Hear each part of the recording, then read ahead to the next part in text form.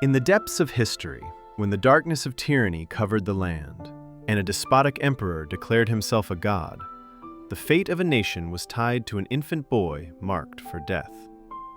But divine plans are far greater than the schemes of tyrants.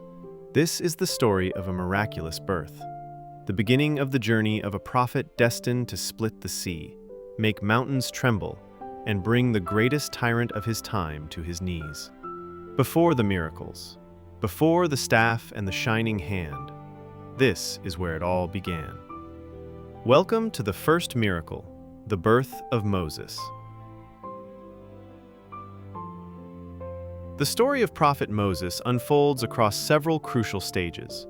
In this first part, we begin at the very beginning, his miraculous birth under the shadow of Pharaoh's tyranny. This journey will continue across separate episodes, each revealing a new chapter of his divine mission. So stay with us until the end of this video, and be sure to look forward to the upcoming episodes. In an era when Egypt was breathing under the shadow of Pharaoh's oppression, God had willed that a light be born in the heart of darkness. Prophet Moses was born during the reign of Ramses, the Pharaoh of Egypt, in a city whose oppressed people cried out to the heavens. One night, Ramses saw a dream. A fire flared up from the direction of the Levant, Jerusalem, stretched its flames, and advanced toward the land of Egypt. The fire entered the homes of the Copts, burning all of them. It then spread to their palaces and gardens and destroyed everything, yet it caused no harm to the homes of the Israelites, the people to whom Moses and the children of Israel belonged. Pharaoh awoke in extreme terror, overwhelmed with fear and sorrow. He summoned the magicians, priests, and dream interpreters and asked them to explain his dream. The priests and scholars of dream interpretation said, "Soon a male child will be born among the Israelites who will bring about your destruction and the downfall of your supporters." They then specified the very night on which that child would be conceived. After consulting his advisors, courtiers, and priests, Ramses, Pharaoh, made two decisions. First, he ordered that on the night identified by the interpreters, when that child was destined to be conceived, no woman was to lie with a man. Men and women were to be separated in order to prevent the conception of the promised child. This command was announced throughout the land. Severe control was imposed in the cities. The Israelite men, the tribe of the Israelites, were expelled from the city, while the women remained inside. No woman dared to have contact with her husband. Because Asiya, the wife of Ramses, was from the Israelites, Pharaoh suspected her, fearing that the promised child might be born through her. Therefore, he stayed with her throughout that night. That same night, Imran, the father of Moses, was assigned guard duty near the palace. In the middle of the night, his wife, Jochebed, who had been separated from him, was driven by destiny to go to her husband. Secretly, in a secluded place, they came together, and the seed of prophet Moses was conceived. Imran said to his wife, "It seems that divine destiny has decreed that the promised child should be born from us. Keep this secret well and do your utmost to conceal it, for the situation is extremely dangerous." Jochebed quickly and anxiously left her husband and made every effort to hide this secret. Second, Ramses, Pharaoh, issued another command. All officials and midwives from the Coptic tribe were ordered to closely monitor the Israelites and keep pregnant women under surveillance. Whenever a male child was born, they were to immediately behead him and kill him. If the newborn was a girl, she was to be kept alive for enslavement and the spread of corruption. Following this command, the bloodthirsty executioners of Pharaoh's regime descended upon the people. All pregnant women were placed under strict surveillance, and midwives monitored them from every direction. In this brutal campaign, 70,000 infant boys were killed.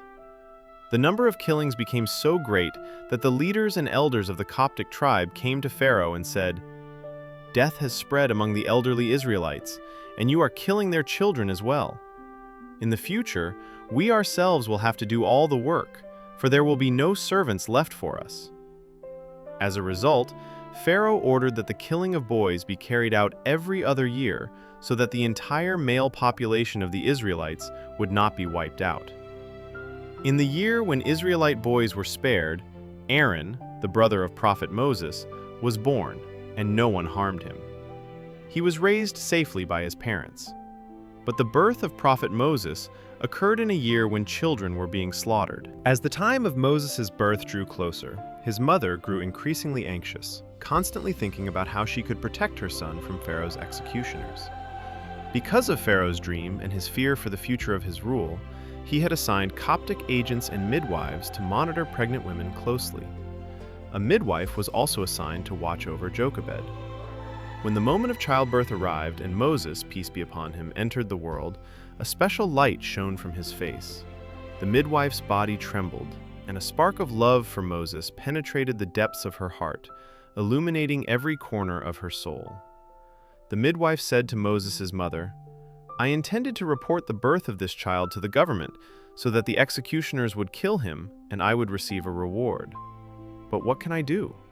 Love for this child has so completely overtaken my heart that I am not even willing for a single hair on his head to be harmed.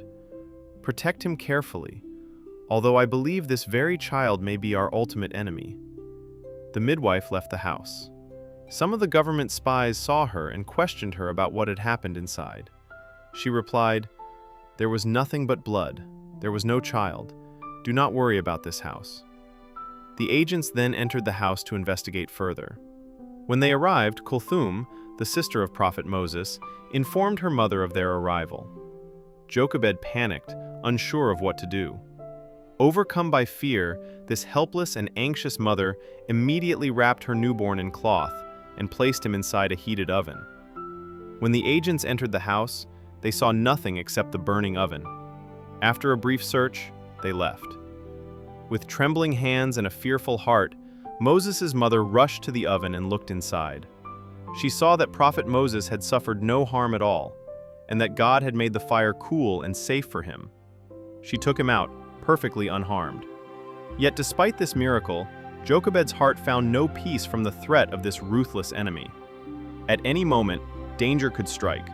One cry of the baby would be enough to alert the spies. Jochebed turned to God and prayed for a solution. God inspired the heart of Moses' mother and relieved her distress. He inspired her, saying, "Nurse him, and when you fear for him, cast him into the River Nile. Do not fear, and do not grieve, for we shall return him to you and make him one of the messengers." Moses, peace be upon him, lived secretly in his mother's care for 3 months after his birth, nursing from her. When she feared that his secret might be exposed, she decided, according to divine inspiration, to place her child into the river. In secrecy, she approached an Egyptian carpenter who was a Copt and a supporter of Pharaoh, and asked him to build a chest with special specifications. The carpenter asked, "What is this chest for?" Jochebed, whose tongue was unaccustomed to lies, revealed the truth. She said, "I am from the Israelites. I have a newborn son, and I want to hide him in this chest." As soon as the carpenter heard this, seeking Pharaoh's reward and eager to serve the oppressive regime, he went to the authorities and executioners to inform them of the birth of Prophet Moses. But such an overwhelming terror seized his heart that his tongue became unable to speak. He tried to convey the message through gestures, but the officers assumed he was mocking them. They beat him and drove him away. When the carpenter left their presence, he returned to his normal state and came back again, intending to do what he had planned before. Yet God subjected him to the same punishment again. This happened a 3rd time. When he finally regained his composure, he realized that a divine secret was at work in this matter. He then built the chest and delivered it to the mother of Prophet Moses. And this was only the beginning.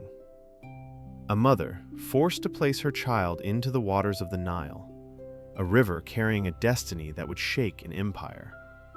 In the next episode, we will witness how baby Moses is cast into the Nile, and how, by divine will, he reaches the very palace of Pharaoh himself.